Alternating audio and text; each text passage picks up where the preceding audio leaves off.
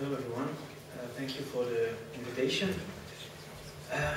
Well, the publication of the text of ACTA is the proof of the political momentum we earned and built over time. It proves that it's working, it proves that we are right in trying to oppose ACTA, and that our work is fruitful. Now the question is what to do with the political momentum we gained and how to move forward. The published text confirmed everything we saw in ACTA, everything we feared in the leaked documents is still in ACTA. The overall forum shifting and political laundering that bypasses any parliament. This is the most scary, the most dangerous, the most shocking of all with ACTA. The new lingo of the IPR enforcement, where counterfeiting and piracy are the same, where fake medicine infringing trademark law and generic medicine infringing some patents somewhere are considered the same, where network and service operators and their users, where all is considered the same, a mixed bag of baddies, so to say, with IPR enforcement. All this to set the standards, indeed, to export the worst legislation by passing the parliament. What shocks us the most, among the most shocking measures, are those criminal sanctions. The wording, inciting and aiding IPR infringement, is directly taken from the IPRED 2 directive, which means that bypassing any kind of EU institution, the EU is currently exporting what could have been the worst and the most repressive IPR legislation ever. And have you seen any impact assessment of the IPRED 1 directive before moving to the IPRED 2 directive? No, me neither. Well, anyway, we're still moving on, going further with criminal sanction in the ACTA.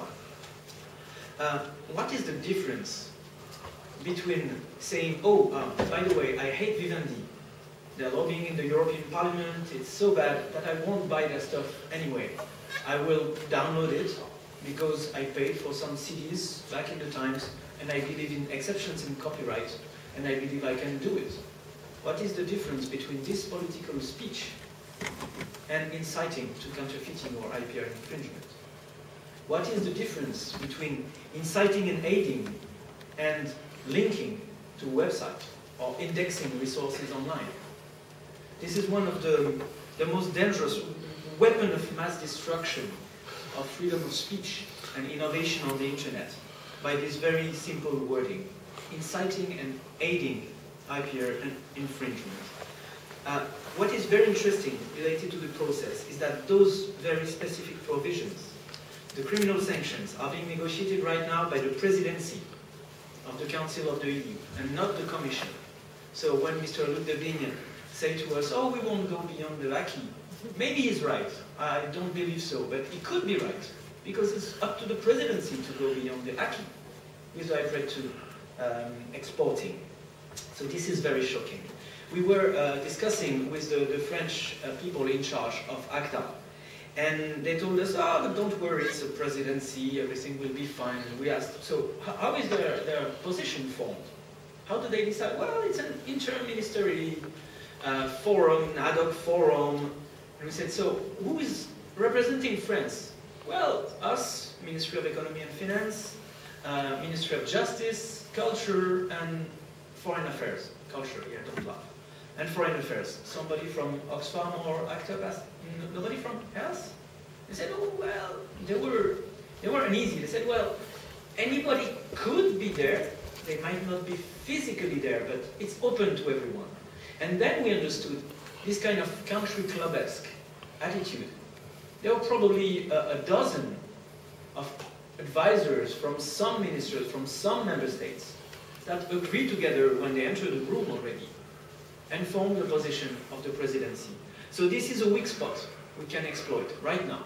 What if some Swedish Ministry of Health forces the door of this ad hoc committee and say, no, no, the position of the presidency won't be about patents, won't be about medicine. What if? So this is where we have to push. Also, I know it's not exactly the EU, but I learned about Switzerland. It was published in La Tribune de Genève, that there is kind of a mess there, because the negotiation of ACTA might be illegal in Switzerland. The parliament should be asked for a mandate for any important negotiation.